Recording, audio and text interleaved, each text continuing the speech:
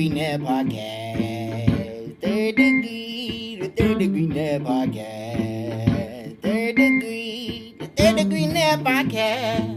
Third Degree the Podcast is brought to you by El Matador and the El Matador Watch Party. This time it's FC Dallas at Minnesota United, and that's on April 19th at 7:30 p.m. downtown Dallas at the Scarlet Pumpernickel. Everybody had such a great time last time on the second floor. The whole floor is reserved. Love the game on every TV, full sound, their own bartender, amazing food. There's plenty of parking down there, lots of garages, but most of all, the Scarlet Pumpernickel is only 2 blocks from the Akron Street Dart Station. So get on down there. FC Dallas versus Minnesota, April 19th. Everybody's welcome. See you there. Siempre contigo. Well, hello there, FC Dallas Curious fan. Welcome to another episode of Third Degree the Podcast. This one is number 306, and steel yourself, dear Curious, because Dan Crooke is not here for this recording. He is elsewhere. It is top secret, and but I can share with you it includes food stuff. I'll let you decide what that means. But you know who is here? Your hero, my hero, everybody else's hero, editor, founder of thirddegree.net, and the original soccer influencer himself, Buzz Carrick. Come in, Buzz. So, Peter, I know it's not a victory podcast, but is there like a feel good because you got a point on the road podcast? Is that allowed? It's a kissing your sister podcast. We've kissed the sister as Dallas goes on the road and remains undefeated, which is quite an amazing trick to turn after how bad they were on the road last season, Buzz. They go to Atlanta and get a draw 1-1. And all I know is while I can't really, after 7 games, tell you too much about Dallas, I'm not really sure I have a really good handle on what this team is all about. What I can tell you are 2 things. One, I just watched them get a point on the road against a team that spent more money in one day in transfer fees than Dallas has in its entire 30-year history. And 2, quietly, Uragide is actually the best signing in this league so far this year. Oh, the whole league.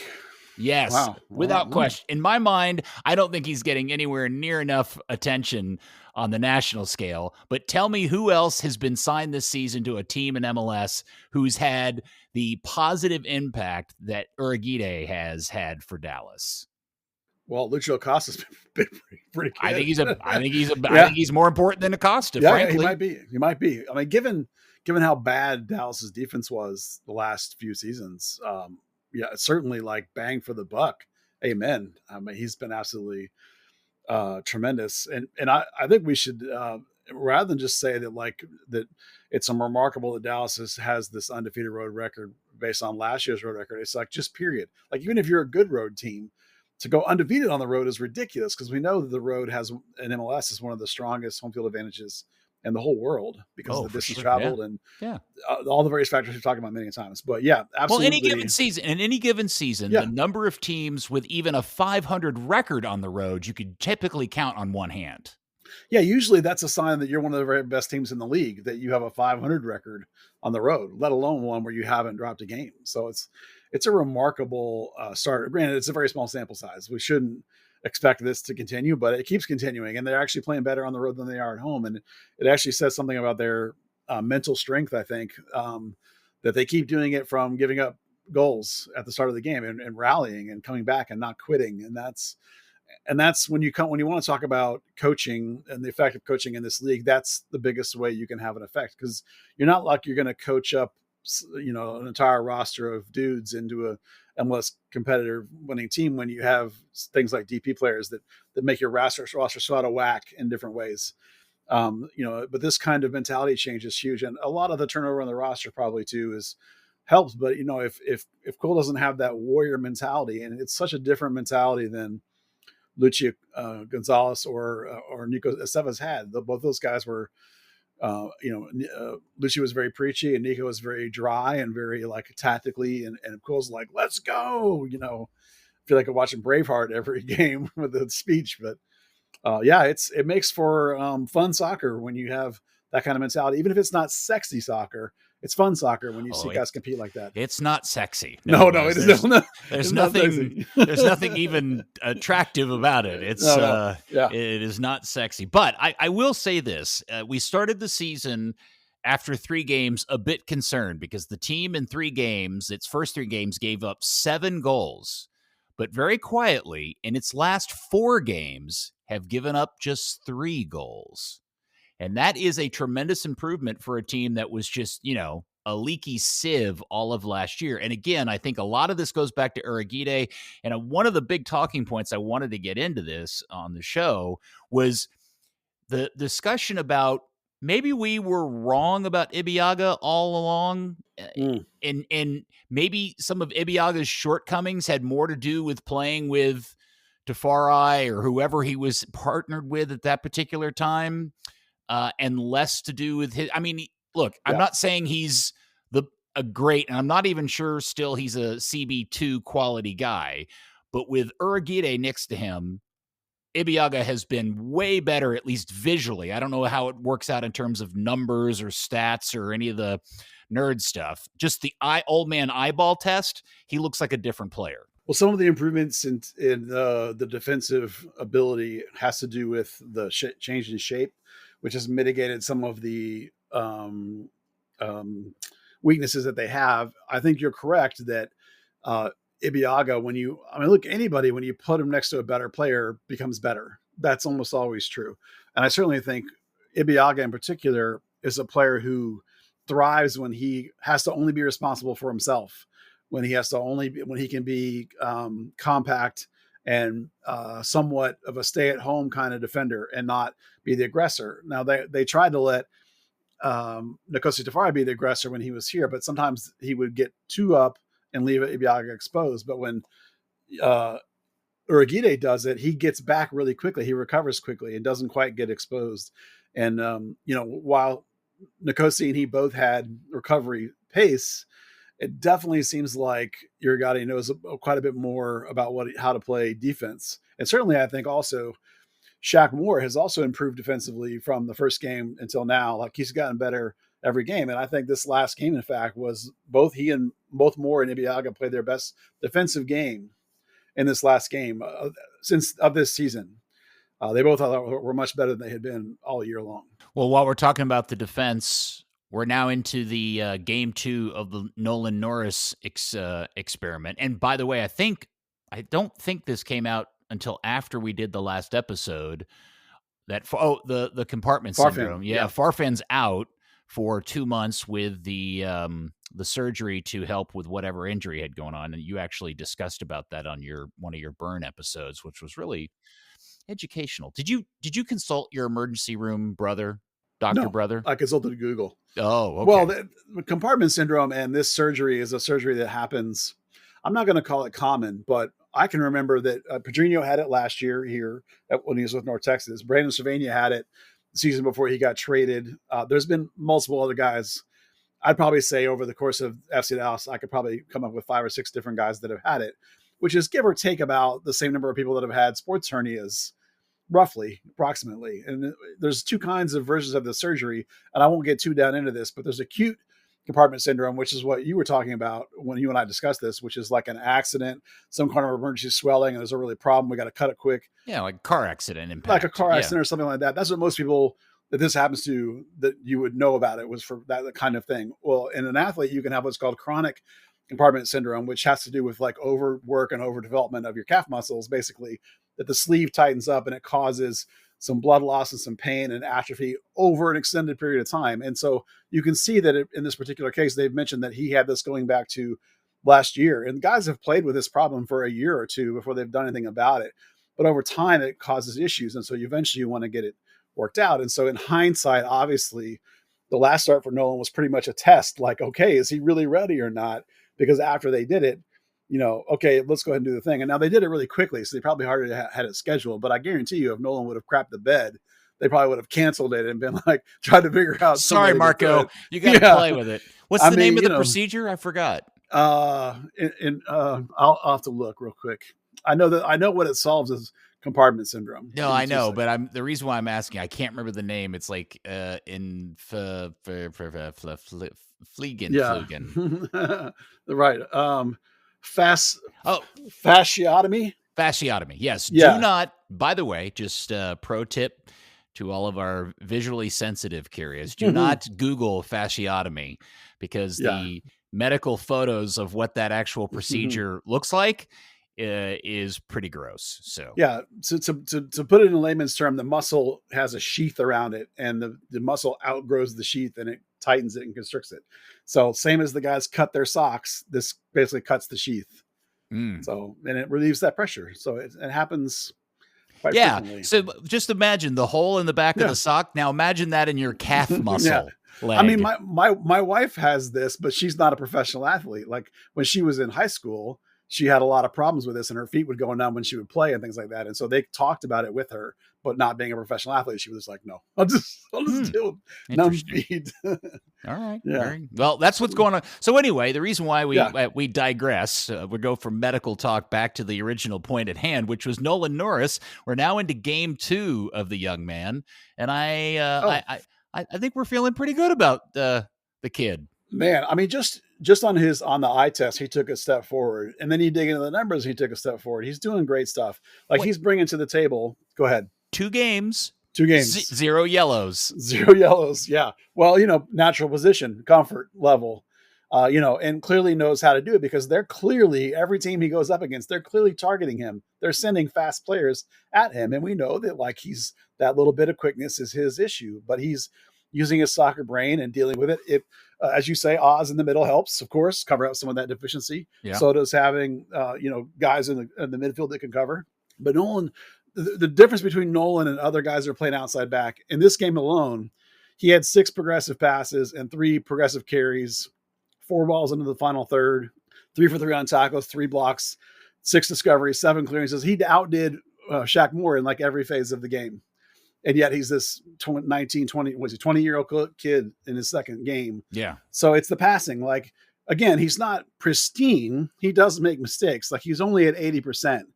You'd like to, that came up 8 points from the previous game. So you'd like to see the pure passing come up more. But some of that failed passing is because he's trying things. He's making really progressive, really advancing passes, helping the team get out of the back. And that's, in the modern game, invaluable. And, I'm not going to go so far as to claim this is going to be a Wally Pip kind of thing, but the way the kid's playing is Farfan is not going to walk right back in another, 6 weeks when he's back from this surgery. So I don't think. All right. So let's get into the game itself. I was surprised when I turned the game on, and boy, howdy, the robot's anus was very empty at the start of the game. And I do think this is a reflection back to the original days of MLS, when so many of the teams were playing in NFL stadiums. Yeah. And even on a day that they had really good attendances of 20 or even 30, not 30, but 20 something thousand, man, it just looks sparse and empty. And I think they tried to say they had 40 or 50,000 at that game this weekend. Did you ever see a final attendance number? I didn't see a number. I'm kind of trying to glance and see if I can I'm looking to see if I can find one too. Yeah, 42,000. Okay. Well, that may be true. Maybe it was half full, but I don't think so. And that is the downside of this deal, where visually it's a real detriment. And I also want to point out, just real quick before we get into the game, I don't know how I feel about this, but probably should be relieved that it appears that it's not Dallas's fault, that it is the actual MLS kit assigners that are allowing teams that are home one color, let the opponent actually wear their primary color in their stadium, because that's what Dallas did. They wore their red kits, while Atlanta wore their light blue, which all seems completely wonkadoodle. We had a laugh about that when they did it too, and we were all like, wonder what their excuse was. It's probably the same thing, trying to sell jerseys. So Dallas starts the game. Actually, in the first couple of minutes, Musa has 2 really good opportunities, or fairly good opportunities. A little worm burner on the turf to start, and a second shot. And then for a good 15, 16 minutes, the game really becomes all Atlanta. And I was curious, Buzz, because it kind of is a thing we're very commonly seeing with Quill's team, is that we don't want the ball. You can have the ball. We're just going to sit back here and do our thing and wait for our opportunity. Yeah, I mean, they did better this game than they have some previous games in terms of possession. They actually were, around 40% rather than 35%. But it's still not great, but they don't even care. Quill in this post-game press conference talked about the mentality, the fight, like that they came at us and we weathered the storm and then we rallied, and like he talks a lot. He doesn't talk like knick-knack, like tactical stuff. He always talks about mentality, about being warriors, about fighting. He really isn't stealing that in his team. And you're right. Atlanta came at him really early. And for the most part, they dealt with that. I mean, look at the whole game. They held Atlanta to 10 shots. I mean, if you hold Atlanta, which is a pretty good offensive team, you hold any team at home, you hold them to 10 shots. That's a pretty good game. They even won the shot on goal battle, I believe. 2-1 Dallas did. They didn't win the XG, but they won. In what matters. Like if you're going to limit the opposition team at home to that little opportunity, that's a pretty good defensive performance. It is, and again, it's on the road. Atlanta has spent an epic F ton of money on players out there. My other observation is that Latte Loth guy. Yeah. It looks like they spent $22 million on a guy that's way too fast for the rest of the team. He's quick. Yeah. Can you outrun a team in soccer? Is that possible? It had flashbacks to the old Fabian Castillo problem, which was, remember the days when Fabius Castillo would get a ball and end up beating everybody out to the box so quickly, and then he'd play a square ball across the face of the goal to nobody. Or he ran out of room. Right. Because, yeah, but he'd play the square ball, but nobody could catch up to him to try to put the ball in. And that's exactly what happened. I don't know, 3 times in the first 20 minutes of the game.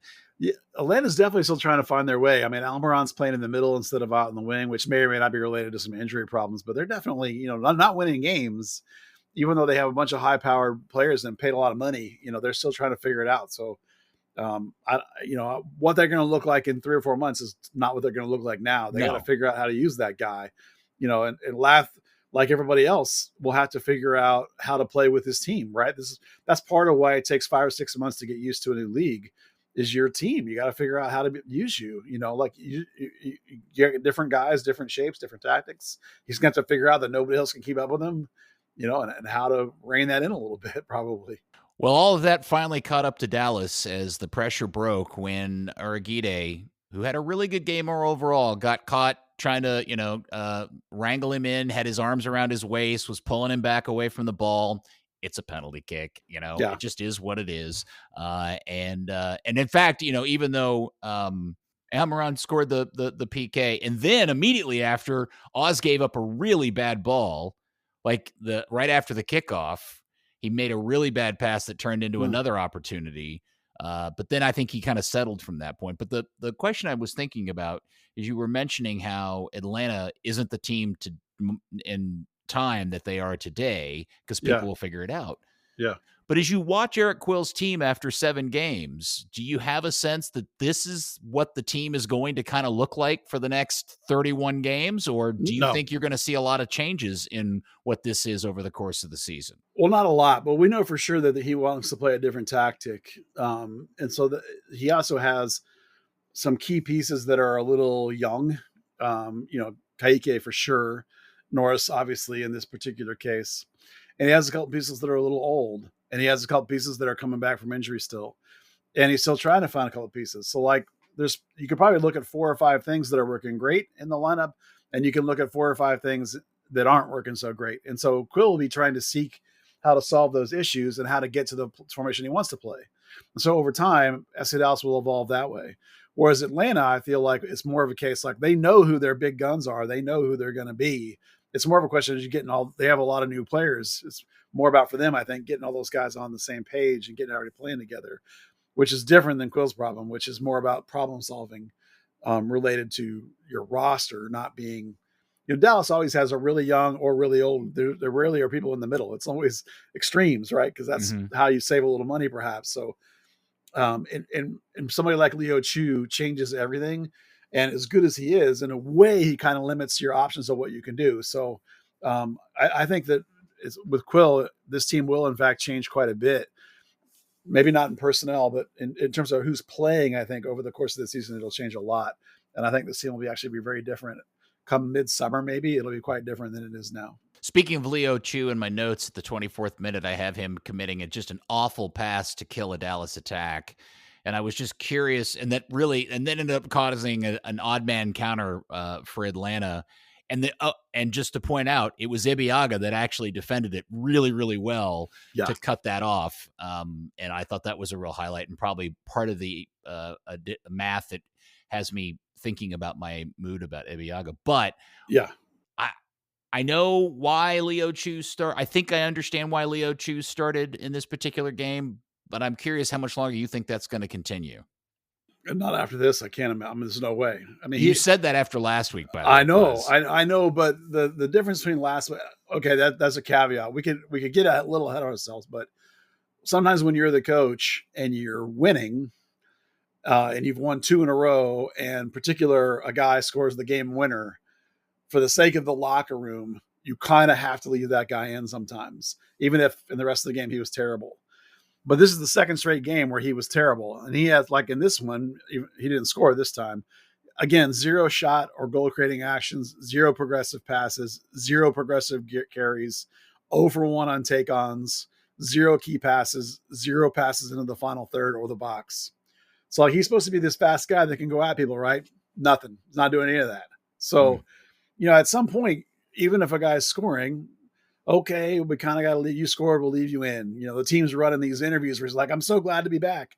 And then this game, second game in a row, he's worthless and then didn't have the goal. So the quote comment in post game that Anderson Julio was just coming back from this quote long layoff. And I'm like, dude, it's been like 2 weeks. I'm sure he was working out. So I would bet you that, particularly based on how impactful Anderson Julio was coming in, I cannot fathom that Anderson Julio won't be starting the next game. I mean, it's just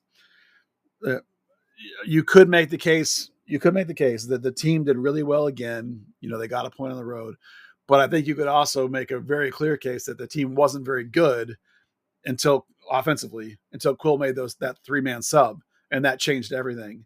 And so you have to look at those guys as being like, okay, because he specifically mentioned Kamungo and Julio's pace and how that made a difference, implying that like that pace was different from what he was getting when Leo Chu should have some of that, and he wasn't doing it. So, well, we got to halftime. Dallas was down a goal, and my note is that this is a really boring game, and it's not very good. And what was different about this half was that the Dallas was a bit bereft of these kind of magic moments that are the opportunities that between Musa and Acosta create opportunity. And that didn't happen in the first half. And frankly, it didn't happen for a long stretch at the beginning of the second half either. And most of them were opportunities for Atlanta and Dallas doing a lot of scrambling in the box. And then in the 57th minute, Quill makes a triple substitution, which I thought was interesting, and a pretty significant tactical change on the field. Yeah, this is the shift to his preferred formation. He calls it a 4-2-3-1, which is, tactics are fluid these days, but in its main transitional state, that's what it is. You can argue that it's because they play so much of a low block defensively and they wait, a lot of times they're waiting in a 4-4-2, but as they break out, it's not. And of course, as everybody gets forward, it's not, but that's the base idea is 4-2-3-1. The key components of it, the reason he hasn't been able to do it is this idea that he's talked about with these profiles he doesn't have. And specifically, that's like a second wing, effectively, because Anderson Julio has been producing and playing really well. So he's clearly one of the other ones. And then the other wing, Leo Chu, Bernie Kamungo, Logan Farrington for a different reason, like the other Pedrinho for a different reason. Those wings aren't giving him that outside vertical threat that he needs on the other side. So that's part of what it will take, time for this club to change, is he has to find somebody that can reliably produce on the other wing, other than just Anderson Julio, in order to play this other shape. And the other part of it is that it's counterintuitive, but in Ramiro's case, him being in this a single pivot is better, which is how they started the game, than a double pivot, because that they finished the game. And that's because Ramiro is somewhat limited in his mobility. So when you play that double, which is what him and Keike towards the last third of the game, because you don't have those 2 8s that are coming and sitting outside of Ramiro. Ramiro has to run from the middle to the outside and cover all the time, which is what happens in a double pivot. And Keike, as we saw, can clearly do that mobility, and Ramiro clearly can't. So that's why when he talks about he doesn't have the profiles to play this way yet, and why things will change over time as Kaike develops, or as Sho Kafumana comes back and gets healthy, or whatever it's going to be, that he can play 2 6s. Then you'll see him go to that 2 6s, and that extra wing will help him go to that double pivot, that 4-2-3-1. Meanwhile, we're stuck with a single pivot because Ramiro can be bracketed by the 8s, and his limited mobility will be covered up. Does that make sense? It does. Even though it's counterintuitive. Yeah. So that's what you saw towards the end of the game. And you clearly saw it when Ramiro and Kaike was in there. Ramiro still kind of really wasn't moving very much, and Kaike's looks like a gazelle next to him, making these huge runs that Ramiro just can't make. Yeah. It's funny. Kaike, we've seen kind of 60 minutes, I guess, or plus or minus that in 2 appearances. And I don't know if I'm going to say it out loud, but I don't know if you'll agree with me. I maybe get made fun of for saying this. Do you know who he reminds me of? Who's that? Paxton Pomykal. Yeah, in what ways? The way he covers ground, the way he gets stuck in, his passing ability. I'm not saying he's like a dead-on same guy. He's obviously taller and lankier than Paxton. But the style of play and some of the skill sets that I see out of him very early in a very limited kind of small sample size reminds me of a Paxton Pomykal type player in the midfield. Yeah. It'll be interesting to see how he progresses. Do you think I'm wrong? I'm thinking about that. Yeah. Well, sure. Certainly. The amount of ground he covers. Absolutely. The trick with him is that, like, when I watch him, he kind of, I'm not going to say overreaches, but he gets just a tiny bit carried away, and he actually needs to dial himself in just a little bit. And I think that'll come with the more understanding recognition of the pace of this play, the speed at which you're going to get closed down, how quickly you're going to run out of room at this level. I certainly know what you mean about his ranginess and his willingness to hit people and things like that. So it's not a bad comparison. And that certainly is a possibility of what could work out in the long run. I mentioned Sho Kafumana just because it's been a year and a half since we've seen Paxton, but Paxton's just as likely to be able to play that double pivot with him. Yeah. There's just Kaike has a cleverness to his passing that we've seen kind of flashed here and there that reminds me of Paxton. And I don't know. That's just kind of how it was. Just kind of an epiphany I had when I saw him play. It's fair. It's fair. He's not as obviously he's not a short white guy. I get it. No. I meant the refinedness of his game. Like, he looks to me like a guy who's still trying to figure out how to play even in his own game. Whereas Paxton, even as an 18-year-old, knew what he was doing and knew exactly what he had at the table, So I know if he didn't already have a cool one-name nickname in Kaike, I would suggest that we all call him the puppy, because that's kind of what he is out there. It's like a little puppy running around just all over the place. But look, we've been very. You and I and Dan and other people have been very cautious in getting too hyped about this kid who was not playing any first team soccer down in Brazil, and the kind of mystery level signing that he was for the amount of money they paid for him. It was, and again, I still think the sample size is too much to make any judgments, good or bad, about the guy. But, it's like your old deal. You kind of watch a player and you throw some water on it and you kind of make it a judgment. And so far, I kind of like what I see out of the kid. Oh, absolutely. Yeah. And at that amount of money, they're going to do everything they can to get him in there and get him playing. He absolutely has to pan out for Dallas, right? Yeah. Yeah. I mean, when it's the third or fourth, we haven't even decided which one it is, biggest signing in your club history, like, it has to hit, right? This is not a club that can be throwing around that kind of money and not having it come through. Right. He's not a DP, thankfully. He's a U22 sign, a U22 initiative. They haven't had a good track record like that. But it reminds me of is Giovanni Jesus. And the first 4 or 5 games he had, we were like, well, there's something there. And then, like, as he played into it. And we were like 10 games in, we were like, oh, great, this is going to be a nice beat. Of course, then now he's been out for 2 years. But, that same sort of rawness of a young player where you're super excited about where it could go, and the coach and the player have to get on the same page and get the mentality right and get the thinking right. But all the signs are there that he has the ability to play at this level. So, let's be really excited. It's like, but like, if you ask me right now, is he going to start next game? I'd be like, oh, dude, I can't imagine that yet. He looks so raw. And, like, there's certainly not any, like, deep thinking tactical awareness like you would see from an ERM Indy where he's making all these beautiful reads. It's like he's obviously still just a 19-year-old kid in over his head to a certain extent, which doesn't mean you can't be excited about him as a potential player in the long run. And again, that's a good reason why 3-4 months from now, this team might look very different if that guy's played into the game and now has more advanced understanding and feels comfortable in the team and the speed of the league. So stay tuned on that one. Okay. So let's talk about the attack, which was not good in this game. And no.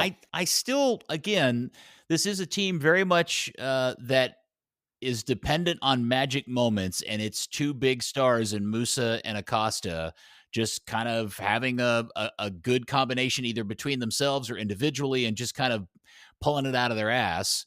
And this game, unlike the others, had even less of that than normal. But Dallas, after the change, was still able to pull something off as Musa got 2 bites of the cherry, by the way, and ended up roofing one and tying the game 1-1. Yeah, for sure. And also a nice little pass in from Acosta. So, I mean, already the Acosta, I'm wondering, I should have looked this up before we recorded this thing. Are Acosta and Musa leading the league in combo goal scored? Oh, I wouldn't even know where to look that up. I wouldn't either. But has there been another assist goal combination in the, because this is what their 4th? I would bet not, because Lucho's got actually relatively low assist numbers on the season. Yeah, but specifically with Musa, of Musa's goals this season, almost all of them have been assisted by Acosta, at least off the top of my head, right? No, technically, Acosta has 0 assists on the year. Oh, that's right, because they didn't give him an assist for this one because of the double bite of the cherry, didn't they? Yeah, this would have been his first assist of the season. He didn't get it. So, really? Yeah, technically Musa has 3 assists, which is funny, and Acosta has none. But he's like, that's a crime. It is, but it's the nature of how Dallas's goals are coming. There's a lot of like bouncing around and balls that are coming off people and various things. Or winning defensive errors in the other team's half and capitalizing on it. Yeah. It's just, sometimes like the actual assist can be like, Acosta's still the fulcrum of the team. He still leads them in key passes and progressive passes and all these amazing metrics that are driving the boat and making it all happen. And his numbers are spectacular. There's some numbers that we've never hardly seen here in Dallas, but like actual final assist is not 0. So, it's just a fluke of nature. But yeah, those 2 guys are feeding off each other. And the bigger question there, of course, is where's the other threat from? And the answer is Anderson Julio. He's been missing for 2-3 games now. Like, so that's why you have to have him. You have to have a third threat, because his mere presence on the field opens the defense and then allows Musa and Acosta to have more space and do more things. Imagine if you had a second guy that could play like that and bring a dual threat on the other side. Then it would be really opening up. Yeah, man, there's so many different parts to that. And because one of my other observations about the team, and this is probably prior to the Julio insertion, is that this team is good at creating opportunities when they win the ball in the other team's half of the field. But yes. When they have to start from their half of the field, this team is awful.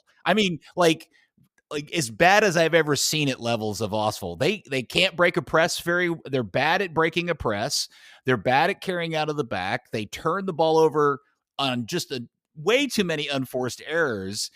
And I think the Anderson Julio part of that thing that you talk about, Buzz, is true, but it also means it's just boot it long and hope he chases it down. Even more so, yeah. It's like the least sexy thing ever, but that's like using a tool the only way you can use it, and maybe he's a special screwdriver that way. Yeah, this team is the prototypical, like, most goals are scored within like 2 touches, right? Because you get it in their half when they make a mistake. It's modern football, right? Everybody, It's not a high press, but they still are capitalizing on mistakes. And you can tell when you're talking about the build out, look how quickly Nolan Norris is clearly the best passer out of the back.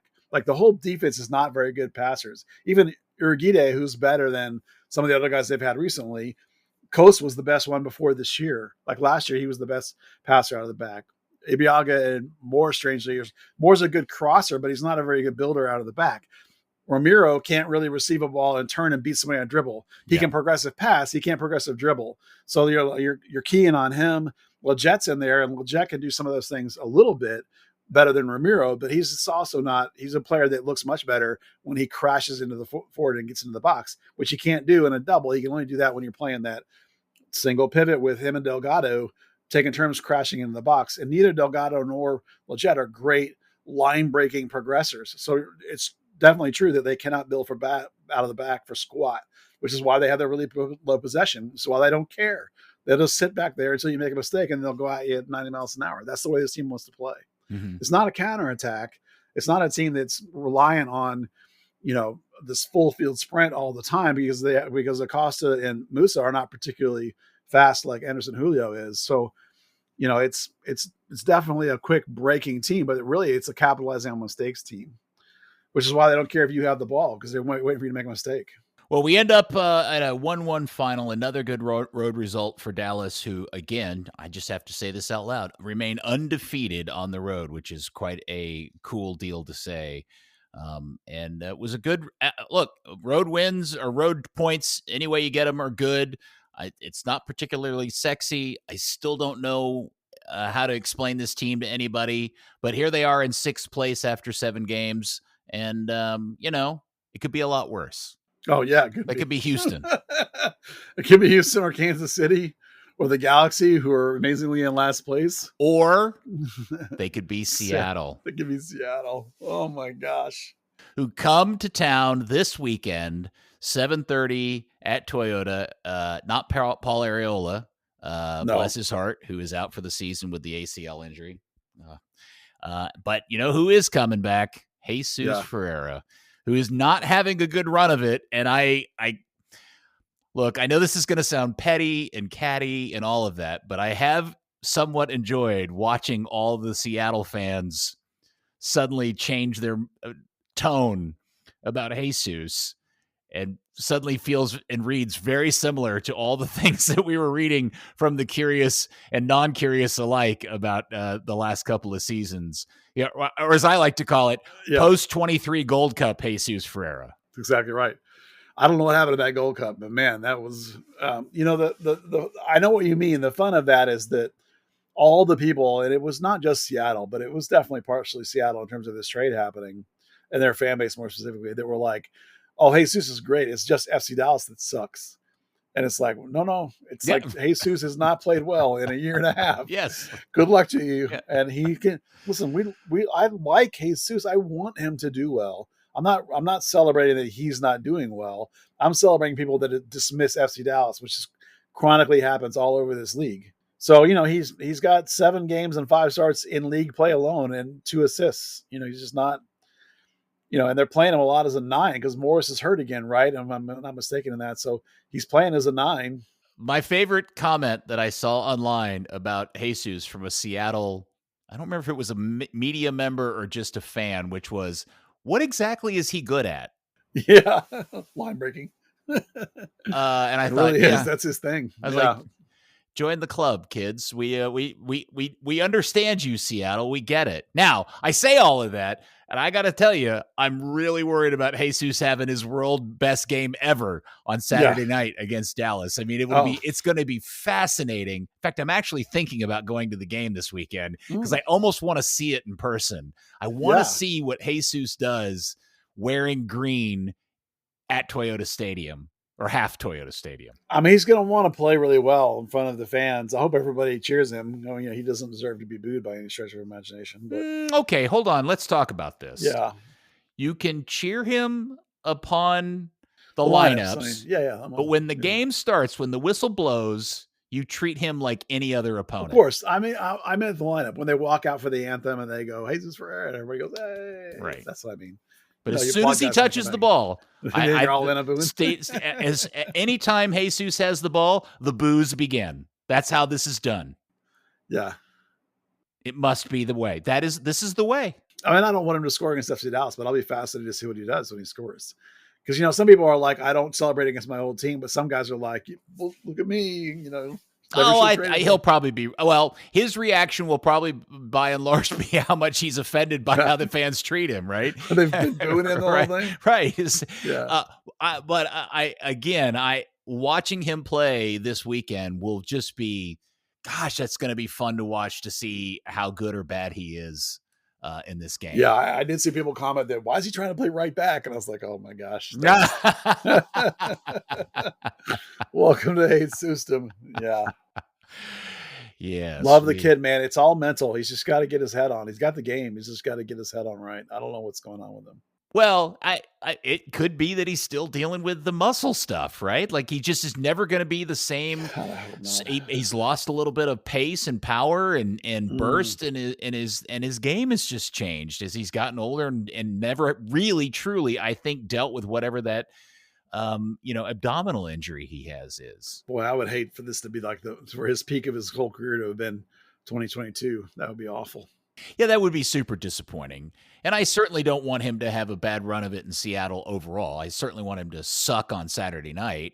But I don't think it would be. I also think it's somewhat of a reflection of the Dallas Academy and the way that it grows products and things like that. So it would ultimately benefit Dallas for Jesus to succeed away from Dallas. He just doesn't have to do it this weekend. Right. That's fair. I'm a bit worried about Paul too, man. An ACL at 30 years old, that's going to be tough, because he'll be at 31 by the time he comes back, and he's a guy that's a smart enough soccer player that he can probably, play on a somewhat limited 30-year-old body, but can you do it on a 30-year-old body that's coming off an ACL? So you're talking about this season and next season maybe being really rough. And then at that point you're 32 and they're still keeping you around. So, he says he's going to be back better than ever. And if anybody can, it's Paul, because he's got a great work ethic. But, I'm definitely worried about him in terms of his longevity of his career at this point. Yeah. A long-term pay cut, significant pay cut, and an ACL injury. Yeah. That probably hasn't played out the way he wanted it to. No. All right. So what are you looking for in terms of Dallas's starting 11 on Saturday? Well, like I said, I think it's, the desire to change to the 4-2-3-1 is there, but the personnel's not there yet. Even if you felt like Kayike was ready. You mean the puppy? The puppy. If the puppy was ready, I'm not sure the puppy and Ramiro is the combo for the puppy to be ready. I think the combo needs to be somebody else also active, a Paxton or a Show when you get there. So I think as long as Ramiro is still expected to be starting, I think you're going to have to go with the 8 look. On the other hand, I don't know that Paxton Delgado has been lighting the world on fire, and Leggett on the road didn't look all that great. So back home, maybe Leggett will be a little better on the grass, so really only for me, I think I only expect Anderson Julio to be the change. Julio in from Chu, and otherwise I wouldn't change anything. You can see how it plays out. And if early in the second half you feel, boy, I really need that mobility in there or something, or I need that extra wing in there, it's just not working, then you could, try and go to it. But Quill talks a lot about the opposition being important, in terms of like what the matchups are going to be and how you go at guys. But he doesn't sure seem to change it based on that. He talks about it, but then he doesn't really do it. Because like since he's realized that the 8 helps Ramiro, that's all we've seen really until late in this game when he was trying to steal it on the road and went for lack of a better word, went really offensive by sacrificing an 8 to bring on another wing. Are you willing to start the game that way at home where you haven't been quite as good? That's a tough call. So for me, it's just Anderson Julio in for Leo Chu, and that would be all I would do. At some point, is Show Cafamana going to play? Is Diego Garcia at some point going to play? So Delgado and Leggett is it, unless you think Kayike is ready. And I don't. That 30 minutes was nice, but that 30 minutes wasn't ready to start. Not in my book. Yeah, it wasn't. It just dawned on me that there's a bit of a funny irony that Jesus is returning to Dallas for the first time the same week that Luca's coming back to play against Dallas with the Lakers on the same week. Isn't that nuts? That is crazy. They're both equally significant, on the same level sports media hierarchy. It's right there, 1A and 1B. Nobody predicted Jesus would be traded. Buzz, when was the last time Dallas beat Seattle? I didn't look that up. I know the answer in Seattle. It's never. Just tell me. I don't know what it is. It was November 4th, 2023 in the playoffs, the 3-1 win in the playoffs. That's the last time. And I was trying to find the last time Dallas beat Seattle in a regular season game That would be May 7th, the year 2022, when they beat them in Dallas 2-0. Well, that was the last time they were good. Dallas. I mean. Oh, good Lord. And the last time they beat them before that, June 1st, 2019. Yeah. There were 5 games in between Dallas wins. That's crazy. Well, right now, what's not working so well for Seattle is their defense. They've given up 11 goals on the year. So they're at a -3 goal differential, which is, right now, they're not as good as FC Dallas on paper. Yeah, but it's Seattle, dude. Slow starts. I know. That's their bit. Well, I know, but we're talking about a Saturday. We're not talking about next November. Okay. All right. Yeah. All right. Yeah. I'm sure they'll figure it out by the end of the year and be great. But, this is as vulnerable coming into Dallas as Seattle has been. I mean, they're 0-3-1 on the road. They got one tie on the road, and that's it. So they're not playing on the road well. Jesus is not playing well. Their team's kind of in disarray. Their defense is not playing well. This is as vulnerable as Seattle ever is coming in here. So, you have to think, if you're adjusting your mentality, this is a game you have to think Dallas should win at home against Seattle, right? Forget it's the name Seattle. Yeah. Just look at their stats and their record and their injuries and think, oh, this is a game Dallas should win. Yeah, well, they should. Yeah. And they need to win it because Jesus is playing against them. Yeah, for sure. Rub it in. Yeah. Yeah. Rub it in. All right, so there you go. Dallas and Seattle, the big return of Jesus Fereira on Saturday, 7:30, at Toyota Stadium. I have no idea if this is one of the theme nights or drone shows or giveaway nights or whatever. I'm sure your ticket agent can tell you that through the club. All right, just to finish out the pod, let's talk about a few other things that happened in the world of DFW football. Dallas Trinity jumped to the top of the table. Look at Trinity as they went to Lexington in some terrible weather and won 3-0. But I got to tell you, Buzz, have you watched the highlights of this game? I watched the game. There are some mistakes by Lexington. Lexington is not good. Yeah. I mean, that's professional soccer. I mean, I can watch better women's soccer out at Moss Park on any given weekend than what Lexington was throwing out there. That was squeaky. Maybe. Yeah. Well, they've already changed coaches, which I'll tell you how bad their season's going. Yeah, it's not good. Oof. And Dallas didn't have Missimo, so they did it without their best player. Best talent, not the best player. So the new formation, they stuck with it, put somebody in, Cameron Lancaster. What an addition she's been, same time as Missimo. She's been just as important as in terms of their getting better. Amber Brooks is still just their best player, just such a smart, brainy, just controls the whole game. The Nielsen being healthier, again, really helps. So, I mean, Dallas is in great form. They've won 4 out of 5. So, they got Spokane Zephyrs up there this weekend, but Spokane's in 6th place, so that's another winnable game for Trinity on the road. So, they need to spend their time over the back quarter of the season here, just making sure you're healthy for the playoffs, because they have a legit chance to compete for a title here in this first ever season. They're really good. Do you know what Missimo's injury is? They said illness. You remember she puked on the field 2 games ago. Her illness is vomit. That's what. She had the flu or got sick or something. Oh, I thought I saw she had a lower leg injury reported somewhere in the thing, and I wondered if she did. I missed that. I just knew she was sick, and they subbed her out and she threw up. I was only remember. I think when I saw on Twitter their injury report, it said Missimo lower leg, and I wondered if you knew what that was about. Okay. No, I assumed they were just holding her out because of the sickness. All right, so they've got Spokane on Saturday, and you can watch that on Peacock, or if you have the means, go to Spokane and see the game live. I'm sure they'd love a traveling fan or two. North Texas beat Timbers 2. Yep. North Texas is in 6th place. They got goals from Barron and Molina. The game before, their lineup was very odd and bizarre and put together in a really funny. I made a funny graphic by putting FC Dallas players in similar styles and the positions, and everyone was like, "What the hell?" But this lineup made a lot more sense. They actually had a 6 playing 6. They had their center back, Ian Charles. So it was a good performance. They rested Sarver for some reason. I don't know what that was about, but he didn't start. So, which is interesting because he's probably their most dynamic attacking player.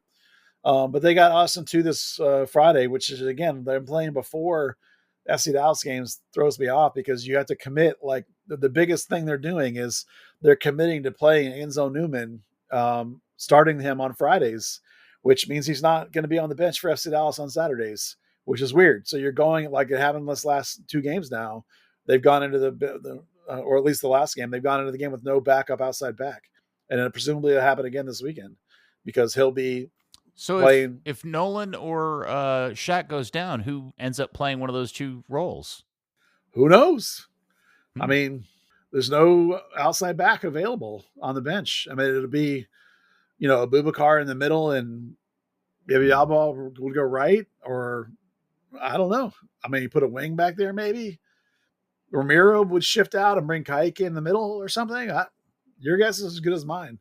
That's not something we've seen happen yet, but there's no, I mean, assuming Enzo Newman plays for North Texas again, like he did last game, no Marco Farfan, no Enzo on the bench. There was no backup outside back. So maybe Michael Colodi can play outside back. Bring him in. I don't know. Okay. That's a goalie joke. Yeah, got it. All right. And then let's see. Texoma lost again. Yeah, they're now 0-4, including a cup games. They're not good. And the attendance has really dropped off from games.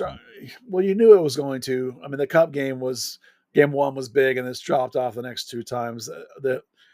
They got a tough spot coming up. They've had only home games until now, and they've lost all 3. And now they're going to go for 2 games on the road, I think it is. And then their next home game is, you may not even know about this tournament, Peter. It's called the USL Cup, and it's a cup tournament between all the levels of USL. So Texoma plays. That sounds like a great idea, by the way. I've never heard of it, but I am fascinated by the concept. Yeah. They play El Paso Locomotive, which is a USL championship team, is their next home game at the end of this month. It's Star Wars night, if that's your jam. But you're 0-3 in USL League One, and now you're going to play a championship team. They're going to get stomped. And going to get, I mean, I'm sure. It's kind of like the EFL trophy. That's interesting. That's a cool concept. Yeah, okay. It's very cool. And I don't remember exactly who all was in it. I don't think it's USL 2. It's just USL 1 and USL Championship. But the idea is to carry this forward and have it be a thing even when you're in USL Premier or whatever we're going to have coming next. So it's super cool. Obviously, Texoma's probably not real excited about the draw they've gotten this first time. But see, here's the thing, Buzz, and this is why, with all the talk about promotion, relegation, and everything, this is a perfect example of what I contend is the thing to keep an eye on, which is Texoma is a USL 1 team, which is the 3rd tier, playing in a small Texas town, not really even city, and it's the only product in town other than Austin College, okay? And if they can't get a decent attendance to show up there when they're not playing well, you see where I'm going with this. Yeah. This is the reason why I think that there's a lot of evidence out there to tell us that we kind of understand how this works in American sports culture. Yeah, it's a fascinating question. You're right that watching a USL championship team come in here and play in that high school stadium. I was just looking at their schedule because it's El Paso Locomotives coming in here first. And then in June, Phoenix Rising is coming in here playing at Texoma Stadium. So in the same USL Cup. So you're going to have these teams that are used to these much bigger and different scenarios coming into this little bitty stadium. Obviously in the long run, Texoma plans on having their own venue. They're not going to be playing in the stadium permanently. That's what they say. We'll take them at their word on that. But man, it's like right now, the dichotomy between Texoma and the teams they're going to play in this USL Cup is just massive. Oh, sure. It's incredibly different. And it's not like Phoenix or El Paso are a draw. It's not going to necessarily make people in the Sherman, Texas area want to go to a Texoma game all of a sudden because they're playing Phoenix Rising. And that's not like... Yeah, I think the best team at this level draws 3,000 or 4,000, on average. So it's are any of these USL 1 teams in markets that could sustain 15,000 plus seat stadiums to play your way up to Premier? So as you say, that obstacle is always going to be in the way. Is the Sherman market anywhere near capable of surviving and having a team get all the way up to, I mean, they're not even drawing enough grassroots level marketing enough awareness in that area just on their own in that league. Mm-hmm. They got to solidify. I mean, like if it keeps trending like it is, it's going to get bad. But hopefully they can solidify and keep going in the community and because if they can stabilize around 1,000 a game, I mean, that wouldn't be the end of the world. I don't think it would be hard to really challenge at the top of the league and go up to the championship with that. But you could probably sustain in USL 1. It's an interesting question. That whole project, that whole promotion relegation project starts and ends with expectation setting and getting everybody to understand, we're going to do this, but that doesn't mean suddenly now this is bigger or more badass than anything else out there. These are the kind of attendances you should be expecting at these tiers. Yeah. And promotion relegation isn't suddenly going to run this up into some sort of stratosphere where it's competing against, NFL turnout or anything like that, or even MLS turnout, to be honest with you. It's just not going to do that. There's so many questions about how it would work and how it's going to function and what the results will be and the impact will be. And we're just conjecturing on so many of them, but like in the end of the day, we'll have to just wait and see what happens. Yeah. But you can just look at the way Texoma is set up and compare it to even to the best championship teams. You're like, it's a completely different game almost. And certainly if you're talking about a Premier level Division I, whatever it is, from MLS, it's a million years. Speaking of which, USL Dallas did an April Fool's bit with some sort of goofy brand reveal that was really, really bad in a funny way. But we are expecting to get their actual reveal of the brand. And I don't know if they're doing this in little bits and pieces, like they're going to tell us what the name of the club is first and then show us kits or a logo or something down the road and really kind of drag this out over a period of time, or if they're just going to do a big logo brand dump in one fell swoop. They're having an event. I don't think I'm letting the cat out of the bag here. They're having an event in early May that's going to be name and logo. Okay. I think since they're not going to start play till 2027, I would imagine jersey partner and jersey will come at a much, much later date. Probably well after they have a coach. You know who I want them to be their jersey supplier? Who? Charlie, the Mexican brand that does all those really kick-ass Mexican. I'm only vaguely aware of them as a brand. Oh yeah, they do some sweet design stuff. That's who did the Oakland Roots stuff that you like so much. Like that is good. The stained glass stuff. That's a Charlie shirt. Yeah, that Roots is good. Yeah. I was having a conjecture the other day that I was thinking about putting a bet down, not really literally, but just metaphorically on who their first coach would be. And I have my out of the blue tattoo. Crazy, It's tattoo, isn't it?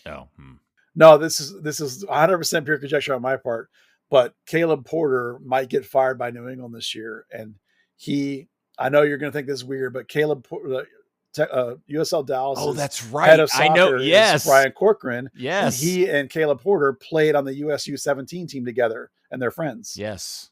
So, thus, if Porter gets fired by New England, this is my early call out that Porter could end up being the coach here in a year and a half. That would be an interesting signing. Boy, that's a reach. That feels like that'd be a step down for Caleb to come coach in Garland, Texas for a USL. Well, if you get fired, although it's Premier, teams, right? If they're going Division I, we don't know, they are. I mean, we guessing they are. We're hoping they are. But if they are, I mean, if they're going to be in the USL Championship, probably not. But if they're going to be in this new USL Premier, whatever it's going to be, Caleb Porter's been fired by 2 straight MLS teams. Yes, he's won a cup, but what's he done in a decade? Might be looking for a gig. Yeah. And if USL Dallas has got some money, we think, and they've got a TD who's buddies and friends and intimately familiar with him on a soccer level, it just made some sense to me if Porter got fired again, because New England is terrible. They're bad. I'm not saying that I want Caleb Porter to come here and coach, but I'm just saying that that's my little $5 bet.